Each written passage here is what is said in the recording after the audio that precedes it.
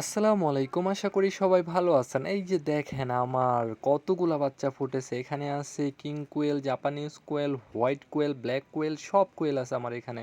দেখেন কতগুলা বাচ্চা ফুটাইছি। আমার লাইফে এই প্রথম নিজের হাতে বানানো ইনকিউবেটর মেশিন দিয়ে এতগুলা বাচ্চা ফুটাইছি দেখেন। হিসাব ছাড়া বাচ্চা। আর যেগুলো দেখতেছেন বড় বড় ওইগুলো হলো হাঁসের ডিম। আর এইখানে দেখেন রোদের মধ্যে নিয়ে আসছি তাদেরকে একটু রোদ পোহানোর জন্য, হালকা সময়ের জন্য। কারণ ওইখানে আমি আর কি ব্রুডিং ঘরটা সিস্টেম করতেছি, রেডি করতেছি আর কি। এইখানে জাস্ট একটু রাখা হইলো রোদের মধ্যে। আর এই যে দেখেন বড় একটা কার্টুনের ভিতরে তাদেরকে রাখছি। আর এটা হলো র্যাক বাংলাদেশ, এটা আনছিলাম একটা হাই কমোড, সেটারই একটা কার্টুন আর কি। সেই কার্টুনটারই ইউজ করতেছি কারণ কার্টুনটা মোটামুটি বেশ বড় আছে। এইগুলা বাচ্চার জন্য এই কার্টুনটাই আমার কাছে মনে হয়েছে একদম পারফেক্ট। এখন এইটার ভিতরে রেখে দিব। দেখেন কত সুন্দর সুন্দর সাদা বাচ্চা, আসলে মুরগির বাচ্চার মতো। আমরা ছোট থেকে তো দেখে দেখে বড় হয়েছি যে এরকম হয় হলো মুরগির বাচ্চা, কিন্তু এখন দেখেন আরও কত ধরনের যে পাখি আছে। আর এইটা তো হলো কোয়েল পাখি। সবাই দোয়া করবেন তাদেরকে যেন আমি সুস্থভাবে বড় করতে পারি, কারণ অনেক কষ্টর পর নিজের হাতে অনেক কিছু শিক্ষা আছে, দীক্ষা আছে, সব কিছুর পর এতগুলো বাচ্চা আমি ফুটাইতে পারছি। তাছাড়া আমার পক্ষে এতগুলো বাচ্চা ফুটানো সম্ভব না কখনোই। জাস্ট আল্লাহ তাল্লাহ আমার প্রতি সহায় হয়েছেন, তাই এতগুলো বাচ্চা ফুটাইতে পারতেছি, ওদেরকে ব্যবস্থা করতেছি এটার ভিতরে রাখার জন্য।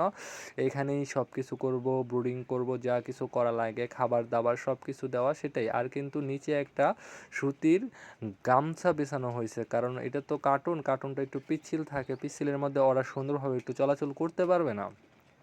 আর যদি ঠিকভাবে চলাচল করতে না পারে তাহলে কিন্তু ওরা কিন্তু একটা পা যাবে একটা যাবে এরকম সমস্যা হয়ে যাবে। আর এখন তাদেরকে দিব আমি ফার্স্টেই পানি। দেখেন একটা বোতলের মধ্যে আবার দিছি কিছু কাঠ। এখানে যদি কোনো মার্বেল থাকতো বা শক্ত কিছু ইট পাথরের টুকরো হইতো তাহলে দিতে পারতাম, কিন্তু আমার কাছে সেটা কিছুই নাই।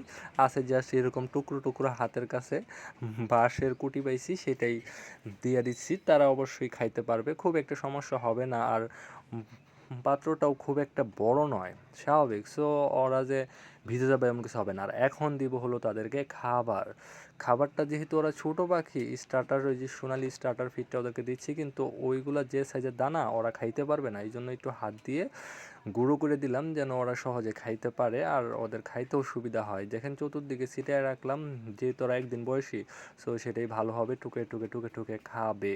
আর এই যে দেখেন তারা কত সুন্দর অলরেডি খাওয়া দাওয়া শুরু করে দিচ্ছে, কত সুন্দর তাই না? আসলে দেখতেই ভাল লাগে, আল্লাহ তাআলার সৃষ্টি, কত ছোট ছোট বাচ্চা, কত সুন্দর। আসলে ধারণার বাইরে। যত দেখি দুনিয়ার নানান রকম চিন্তা ভাবনা সব কিছু আর মাথায় থাকে না, সব কিছু দূর হয়ে যায় একদম ওদের দিকে তাকালে। আর এখন ওদেরকে একটা লাইটিংয়ের ব্যবস্থা করে দিলাম। এখন যেহেতু শীতের শেষের দিকেই প্রায়, কিন্তু তবু লাইট দিতে হবে কারণ ওরা মাত্র একদিন বয়সী, সো ওরা ঠান্ডায় মারা যেতে পারে। দেখেন কত সুন্দর করে বোরিং করে দিলাম। সবাই আমার পাখির জন্য দোয়া করবেন। খুদা হাফেজ।